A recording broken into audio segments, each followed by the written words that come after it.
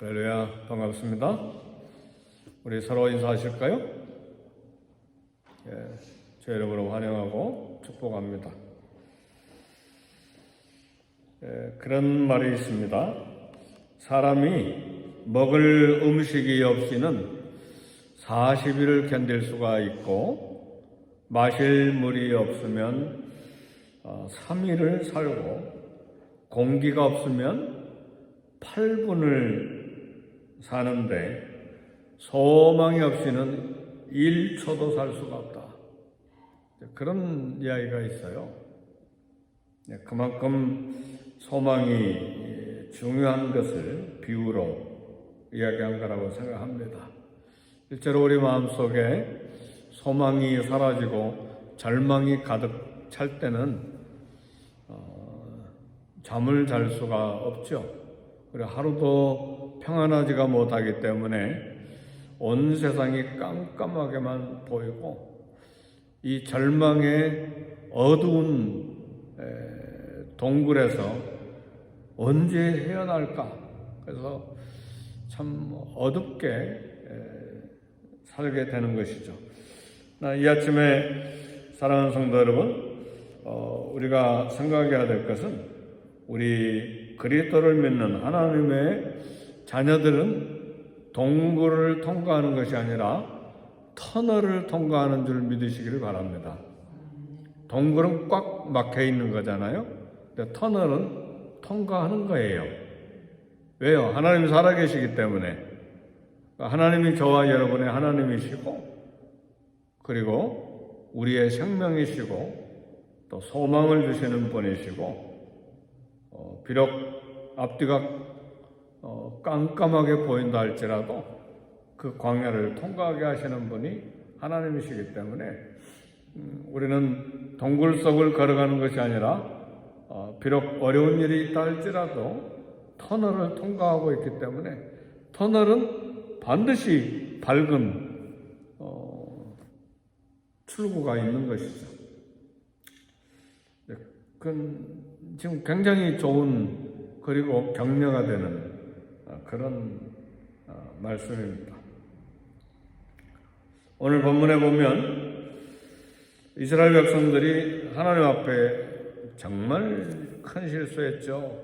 하나님 맹세하고 주시겠다고 하는 약속의 땅 가나안 땅 들어가기를 거부하고 광야에서 다 죽었으면 좋았을 것을, 이건 하나님 앞에서 반역입니다. 그래서 그러면 하나님께서 너희들이 그러면 약속된 땅, 젖과 꿀이 흐르는 땅 주시겠다고 하나님이 이미 400년 전부터 아브라함에게 약속해서 하셨던 땅인데, 이제는 그리고 출애굽시켜서 그 어려운 출애굽이었잖아요. 바로왕이 얼마나 강력한 제국입니까? 근데 그걸 다 홍해까지 건너서 이렇게 광야에 나와서 시내산에서 성막 설계도 다 주시고 1년간 보내고 이제 가데스 바네아에서 들어가려고 하는데, 정탐하고 와서 우리보다 키가 크고 철병거 있고 장대한 민족이 있고 거인 안악자손이 있고, 그러니까 우리가 광야에서 차라리 죽었으면 좋았을 것을, 아니면 애굽에서 죽었으면 좋았을 것을, 그리고 한 장관을 세우고 우리 다시 애굽으로 되돌아가자. 이게 얼마나 큰 반역입니까? 사랑하는 성도 여러분, 하나님께서 주신 약속 말씀 앞에서 믿고 전진하는 믿음의 사람 되기를 주의 이름으로 축복합니다. 우리가 이스라엘 백성들처럼 그렇게 반역하는 경우들이 있습니다. 그래서 하나님이 심판으로, 그러면 광야에서 죽었으면 좋았을 것을, 그러면 너희들은 20세 넘은 이상 된 사람들은 다 광야에서 죽어라.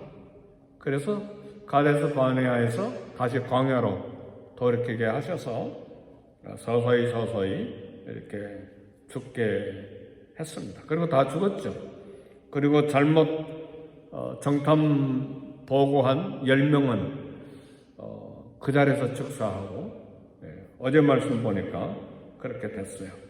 그래서 우리는 이 이스라엘 백성들이 광야를 살아가는 과정 속에서 어떻게 행동했을 때 하나님께서 심한 부담을 가지고 힘들어 하시는지, 어떻게 할 때에 하나님이 기뻐하시고 형통한 길을 걷게 되는지를 자세히 들여다봐야 돼요. 그냥 역사로만 읽고 그것을 끝내지 말고. 왜요? 우리 구원에 관한 예수 그리스도를 믿음으로 구원받지만 이 땅을 살아가는 하나님의 섭리는 신약이나 구약이나 동일하거든요. 그 속에서 하나님이 일하시는 방법들을 배울 수 있기 때문에 잘 들여다보고 교훈을 받아야 됩니다. 그래서 하나님이 이처럼 심판을 내리셨기 때문에 이스라엘 백성들은 맑은 하늘에 날벼락을 맞은 것과 같죠. 그렇죠. 그래서 이 죄밖에 지을 줄 모르는 이스라엘, 모세 리더십 막 불평하고 원망하고 결국은 하나님 약속에 반역하고, 죄밖에 지을 줄 모르는 이스라엘 백성들, 미래가 불투명하고 어둡습니다. 불안한 상태예요. 이게 14장까지예요. 민수기 14장. 그리고 민수기 16장에는 고라와 다단과 아비람이 또다시 한번 반역하는 그런 사건이 나오는데, 15장에 와서 갑자기 율법과 제사법 이야기가 나와요. 이게 도대체 무슨 일인가? 그래서 우리는 오늘 소망이 있음을 이야기하기를 원하는 것입니다. 미래가 어둡고 불안한 백성들에게 다음 세대는 약속의 땅으로 인도하시겠다는 하나님의 확인입니다. 무슨 말씀입니까? 무엇을 보고 하나님 백성에게 하나님의 약속이, 이스라엘 백성의 하나님의 약속이 계속 진행된다는 그런 하나님의 은혜와 긍휼을 확신할 수 있는가? 불안한 이스라엘 백성들에게 하나님이 갑자기 민수기 15장에서 율법과 제사법을 주시는 것은 첫 번째로 누구에게 제사법과 율법을 주십니까? 하나님 자기 백성에게 주시는 거예요. 할렐루야. 비록 20세 이상 된 장년들은 광야에서 다 죽지만 하나님께서 율법과 제사법을 주신다는 것은 너희는 여전히 내 백성이라는 하나님의 계시입니다. 비록 죄를 지은 백성들이지만, 비록 하나님의 심판이 있지만 하나님과의 관계는 끊어지지 않았다는 사실이에요. 그래서 하나님의 말씀, 율법과 제사법을 주신 거예요. 두 번째는 가나안 땅에 들어가서 지켜야 될 규례를 주셨는데, 제물, 제사법을 주신 거예요. 하나님께 예배할 수 있다는 것이죠. 하나님이 그들이 드리는 제사를 받으시기 위해서 제사법을 이야기하고 계시는 거예요. 그리고 민수기 15장 2절 뭐라고 이야기하십니까? 우리 다 같이 한번 더 읽어봅시다. 시작. 이스라엘 자손에게 말하여 그들에게 이르라. 너희는 내가 주어 살게 할 땅에 들어가서, 할렐루야, 들어가서 살게 할 땅이라고 말씀하시잖아요. 비록 범죄한 이스라엘 백성들이지만 그 후손들이 그 땅에 들어가서 살게 해 주실 것이다. 그리고 여러 예물을 드리게 될 것이다. 그런 말씀입니다. 사랑하는 성도 여러분, 이스라엘 백성들이 그 땅을 거부함으로, 그래서 하나님의 심판으로 절망적인 그런 백성이 됐지만, 그래서 그들의 소원대로 광야에서 죽게 됐지만, 그럼 그렇다면 가나안 땅은 어떻게 되고 하나님의 약속은 어떻게 되는가? 약속은 여전히 살아있습니다. 가나안 땅은 반드시 이스라엘 백성들에게 주십니다. 그래서 민수기 15장이 있는 거예요.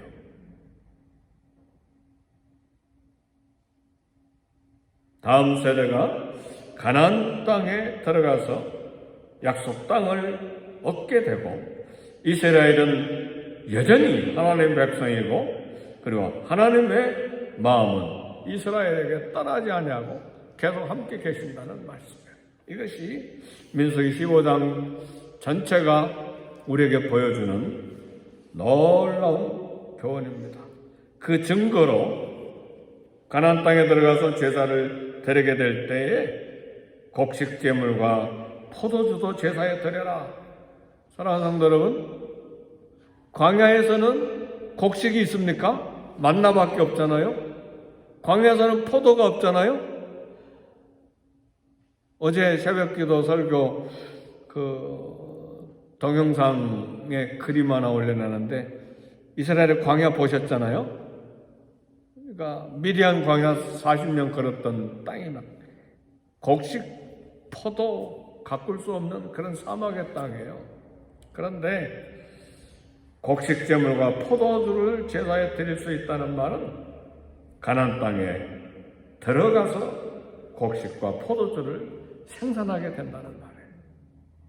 그래서 그걸로 예물을 드리고 제사를 드릴 수 있다는 말입니다.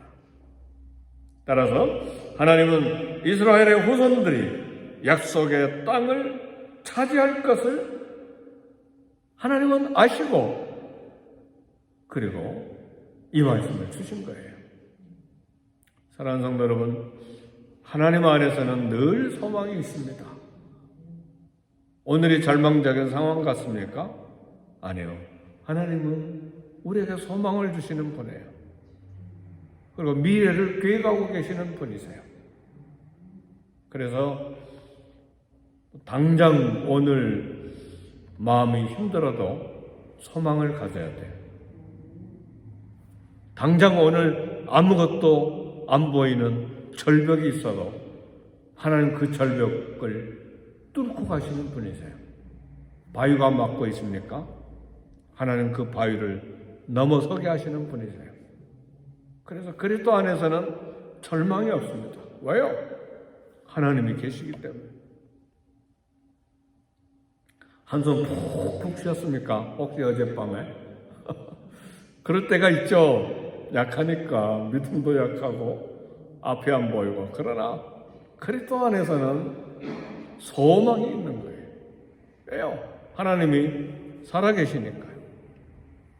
하나님 살아계시면 믿으십니까? 근데 왜 한숨 푹푹 쉬죠? 왜 싸우죠? 왜 다투죠? 네. 그 이유는 아직도 우리 믿음이 하나님보다는 문제를 더 크게 보는 것이, 그런 약함이 있기 때문에 그래요. 그래서요, 우리 가정에서나 우리 인생에서나 교회에서나 아무리 큰 문제가 있어도 하나님을 똑바로 보고 있는 한 그 문제는 해결됩니다. 믿으십니까? 이런 믿음이 없으면 와왁거리고 싸우게 되고 말이 많아지고 그래요. 하나님 믿지 못하기 때문에. 어떻게 생각하세요? 네, 그래서 문제가 있다고 자녀들에게 화낼 것도 아니고 부부싸움 할 것도 아니고 그리고 막 교회에서 큰 소리 할 것도 아니에요. 생생하게 살아계신 하나님이 계시기 때문에. 유명한 이야기가 있죠. 마르틴 루터가 종교개혁을 일으키는데 교황권과 그 군사력이 얼마나 무섭습니까? 그래, 교황을 반대해서 95개 조항이나 막 질문서를 만들어가지고 막 벽에다 붙여놓고 선전포고했으니 마르틴 루터 이 한 사람 죽이는 건 아무것도 아니죠. 그래 도망가는데 막 너무 무서운 거예요. 너무 무서워가지고 막 힘들어하니까 그의 아내가 검은 상복을 입고 마르틴 루터 앞에 왔어요. 웬일이요? 누가 죽었어? 네, 여보. 하나님이 죽으셨어요. 그래서 상복을 입었어요. 애기 여보, 하나님이 죽으셨다니. 여보, 그러면 하나님이 살아계시는데 왜 그렇게 고개 숙이고 한숨만 푹푹 쉬어? 할렐루야! 때때로 남자보다 여성의 믿음이 더 강한 경우들이 많아요. 그래서 어떤 면에서 교회 여성들이 더 많은지도 모르겠어요. 사랑하는 성도 여러분, 하나님 살아계십니다. 우리 모든 사정을 다 알고 계십니다. 그러니까 뭐 화내거나 절망하거나 낙심하거나 큰 소리 내거나 그러지 마시고 하나님 앞에 무릎 꿇으세요. 하나님 앞에 엎드려 기도하세요. 어떤 문제든지 간에. 네.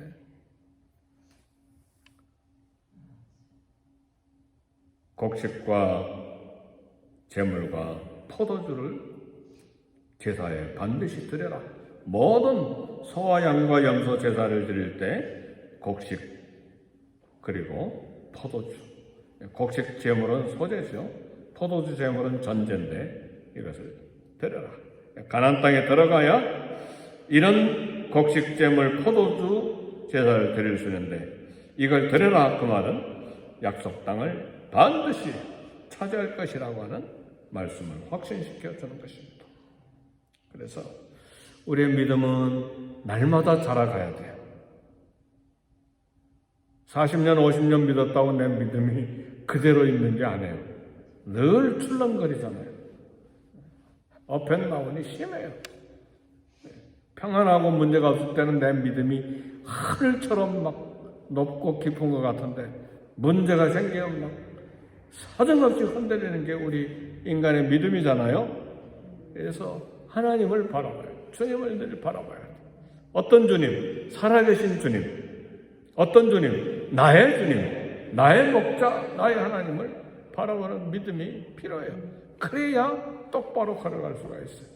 문제를 바라보고 거기에 집중해버리면 바닷물 속에 베드로가 빠진 것처럼 쑥 빠져버려요. 그 문제에서 막 헤어나지를 못하는 거예요. 그런 절망, 두려움, 캄캄한 동굴. 그러나 우리는 터널을 지난다 그 말이죠. 소망을 가질 수가 있어요. 그래서 오늘 또 평안함으로 하나님 감사합니다. 한번 따라 합시다. 하나님 감사합니다. 하나님 감사합니다. 그건 믿음이에요. 믿음의 고백이에요. 그래서 바울은 그랬잖아요. 막 범사에 감사하라. 빌립보 교회를 향해서는 항상 기뻐하라. 내가 다시 말하노니 기뻐하라. 왜 그렇겠습니까? 바울은 걸어다니는 병원이나 다름없어요.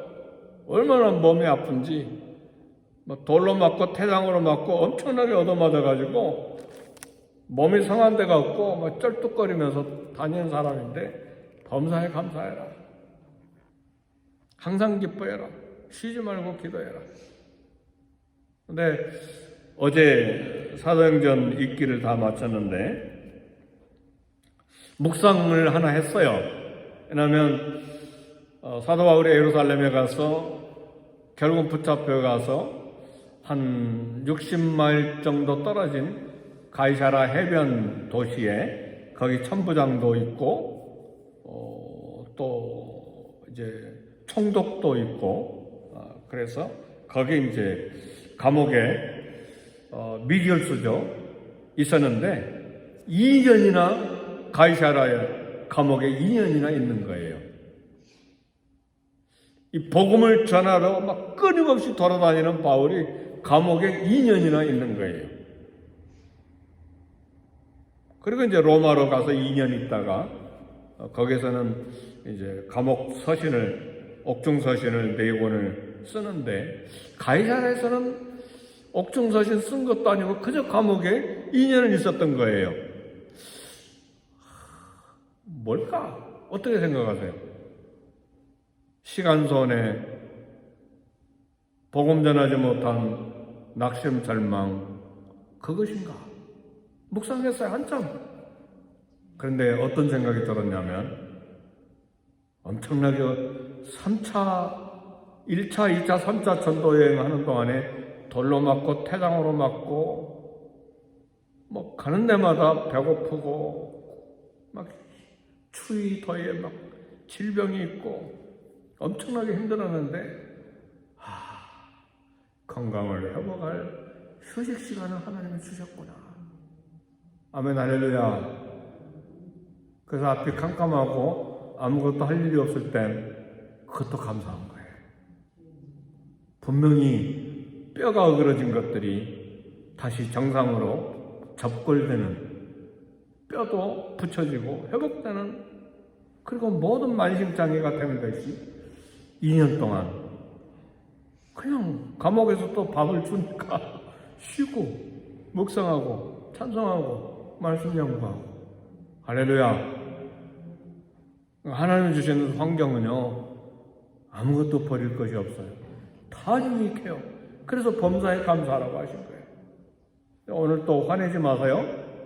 오늘 또 걱정하지 마시고요. 아멘 하세요. 우리 자녀든 가정이든 경제적인 문제든 건강의 문제든 무엇이든 감사하셔야 돼요. 하나님이 다 알고 계시고 하나님이 또 처리하시고 하나님이 인도하고 계시는데, 제가 그걸 처절하게 깨달은 게 선교지였다고 언젠가 한번 설교 한번 했잖아요. 하도 동료 선교사님 무서워하고 앞길 무서워하고 그러니까 막 3층 높이의 창가에 소파에 앉아있는데 막 뒤에서 누가 막 때렸다고 그랬잖아요. 근데 누가 3층 높이 올라가서 제 머리를 감히 뒤통수를 때립니까? 하나님의 손이 그렇게 때리는 감각을 느낀 거예요. 정신 차려, 너 지금 내가 죽었냐? 그래서 쓸데없이 걱정하고 쓸데없이 무서워하고, 그게 약한 믿음이죠. 그래서요 그냥 무서워하지 않고 염려하지 않기로 막 결심을 했어요. 그래도 약하니까 염려하지만, 그러나 하나님이 우리의 사랑하는 아버지세요. 아버지인 걸 믿으십니까? 아멘. 아버지시잖아요, 아버지. 그래서 절망적인 이스라엘 백성들에게 갑자기 민수기 15장에 율법을 주셔서 너와 나의 관계는 끊어지지 않았다. 그리고 포도주와 그리고 곡식 제사를 드려라. 그건 포도주와 곡식은 가나안 땅에 들어가야만 얻을 수 있는 것인데 반드시 들어간다는 확인입니다. 할렐루야. 그래서 걱정하지 마시고요. 우리 목자 되신 예수님 때문에 소망, 기쁨, 평강을 가져야 돼요. 로마서 15장 13절, 소망의 하나님이 모든 기쁨과 평강을 믿음 안에서 너희에게 충만하게 하사 성령의 능력으로 소망이 넘치게 하시기를 원하노라. 할렐루야. 하나님은 어떤 하나님이에요? 소망의 하나님. 소망의 하나님은 뭘 주세요? 모든 기쁨과 모든 평강. 근데 그걸 받을 수 있는 건 뭐냐? 믿음 안에서, 믿음이 있어야 그걸 받는다 그 말이에요. 너희에게 충만하게 하사 또 모든 기쁨과 평강. 어떻게 그걸로 소망이 넘치게 하시느냐? 성령의 능력으로 소망이 넘치게 하시기를 원하노라. 삶이 침체되어 있습니까? 자주 의심합니까? 하나님 마음을 불편하게 자꾸 만들어 갑니까? 그런 인생이죠. 그러나 하나님의 사랑은 그리스도 안에서 변함이 없어요. 현재일이나 장래일이나 기쁨이나 높음이나 칼이나 하늘에 있는 천사라도 그리스도 예수 안에 있는 하나님의 사랑에서 우리를 끊을 수 없느니라. 우리는 넉넉히 이기는 거예요. 그래서 소망의 하나님 모든 기쁨, 평강 충만하게 하시니까 성령님이여 내게 충만케 해주옵소서. 우리 주님은 우리의 목자세요. 우리 영혼을 소생시키시는 분이에요.